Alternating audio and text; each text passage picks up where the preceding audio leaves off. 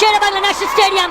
They cannot believe it. রেকর্ডের মালা গেঁথে দীর্ঘ 9 বছর পর অনবদ্য সিরিজটা দারুণ ও দাপুটে জয় রাঙিয়েছে বাংলাদেশ। তবে টাইগারদের এমন দুর্দান্ত জয় ছাপিয়ে আলোচনায় মিরপুরের উইকেট।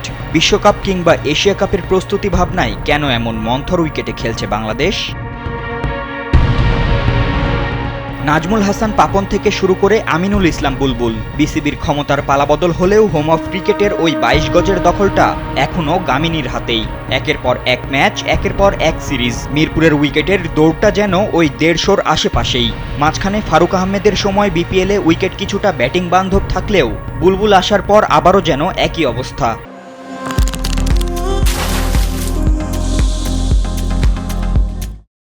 বর্তমান বিশ্বে টি-20তে যেখানে ঝরে 4 ছক্কার ফুলঝুরি, সেখানে মিরপুরের এমন লো স্কোরিং ম্যাচ কতটা প্রস্তুত করবে টাইগারদের? লিটনদের বিপক্ষে সিরিজ শুরুর আগেই পাকিস্তান কোচ মাইক হেসেনকে দেখা গেছিল পিচ কিউরেটর গামিনীর সঙ্গে উইকেট নিয়ে কথা বলতে। চেহারায় ছিল স্পষ্ট বিরক্তির ছাপও। আর প্রথম ম্যাচে হেরে তো সরাসরি অভিযোগটাই করে বসেছিলেন উইকেট নিয়ে। বলেছিলেন মিরপুরের পিচ আন্তর্জাতিক মানের নয়। That's not acceptable. In international cricket, that pitch is not up to international standard for sure. তবে কি সত্যিই তাই? কখনো বল উঠে না, কখনো হঠাৎ বাউন্স, আবার কখনো অধারাবাহিক স্পিন। এমন উইকেটে ব্যাটসম্যানরা ন্যায্য সুযোগ পায় না। অন্তত গড়ের পরিসংখ্যান তো বলছে সেই কথা। মিরপুরের উইকেটে টি-20তে প্রথম ইনিংসের গড় 139, আর দ্বিতীয় ইনিংসের তো আরও কম, 121। তবে লো স্কোরিং মোড়কের আড়ালে টাইগার ব্যাটারদের দুর্বলতা ঢেকে শুধু বোলারদের দিয়ে কি বিশ্বমঞ্চে ভালো করা সম্ভব? যদিও টাইগার ব্যাটার জাকের বলছেন ভিন্ন কথা।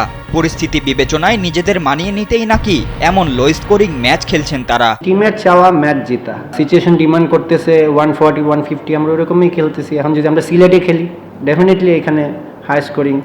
তো যেরকম সিচুয়েশন ওরকম রিয়াক্ট করতে হবে, end of the day match জিততে হবে। কিন্তু তারপরও টাইগার ব্যাটারদের দুর্বলতা যেন মুছে যাবার নয়। টপ অর্ডারের ব্যর্থতা এবং অধারাবাহিকতা স্পষ্টভাবে বলে দিচ্ছে বাংলাদেশের দুর্বলতা। তাই তো এখন প্রশ্ন, স্লো লো স্কোরিং উইকেট দিয়ে ঘরের মাঠে সিরিজ জিতে সাময়িক আত্মতুষ্টির ভবিষ্যৎ কি? ফাতিন ইশরাক, কালবেলা।